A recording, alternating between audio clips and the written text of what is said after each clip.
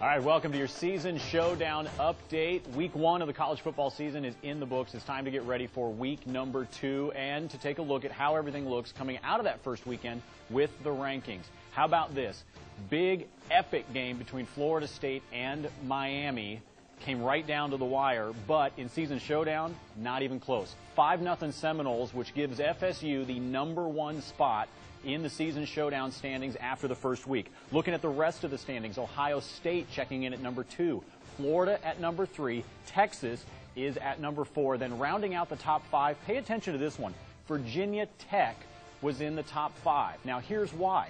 They were way down in terms of the number of people that were playing on their behalf, and yet they still managed to pick up the win over Alabama. That shows you that if you've got a strong fan base, even if it's not as big as your opponent, you can still manage to work your way through the season showdown standings. So even if you feel like you're an underdog, get those points, get the credits, the trivia, all the rest of it, because you can work your way up into the top 5. Let's look at the rest of the top 10. Michigan at number 6. Georgia with a 3-2 win over Oklahoma State. They come in at number 7. Notre Dame is 8. LSU is 9. And then the Trojans of USC are at 10. Now, a couple of other teams to note. Oklahoma and Oregon, 12 and 13. So they weren't quite feeling it this weekend when it comes to their games, but in season showdown, that's what matters. How you wind up playing. You want your team to win on the field, but pay attention to them in season showdown. Also, one other thing for you, Minnesota with a big win. Despite the fact they had a close game, they got a big win in season showdown.